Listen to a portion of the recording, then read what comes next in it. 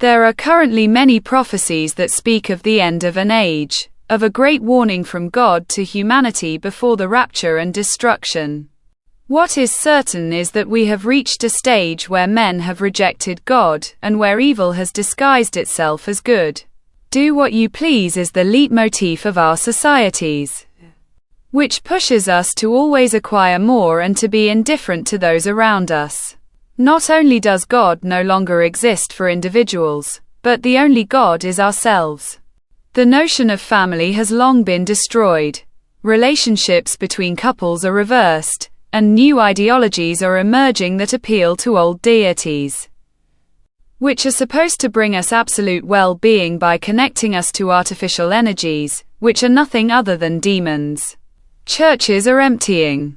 According to the prophecies announced to us by the saints, God is no longer in the churches, they are gradually emptying.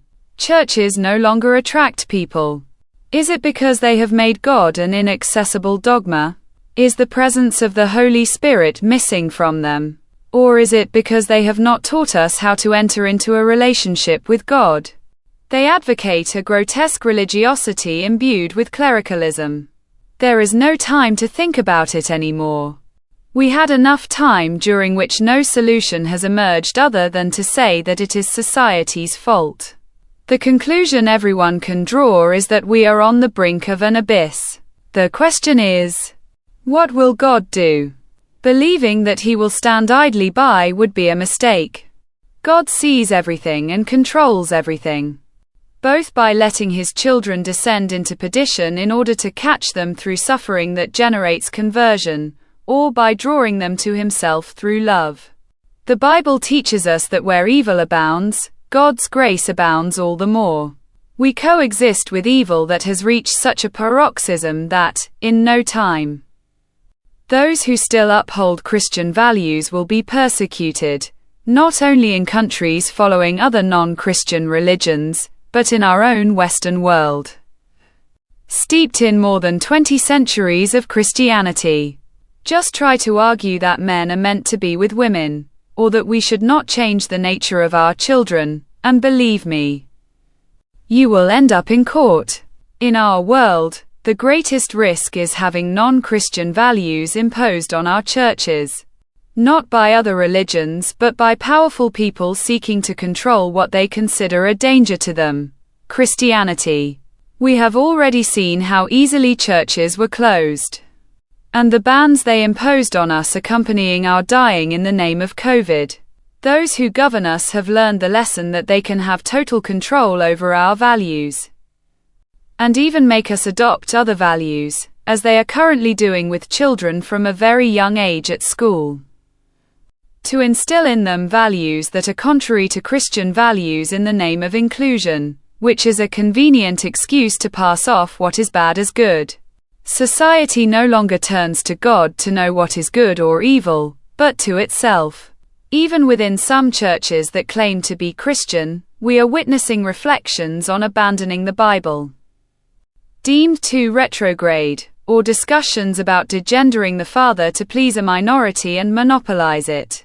Long time ago, Leo XIII warned us when he announced that the devil had entered the church. God is not going to stand idly by like this. He is always one step ahead.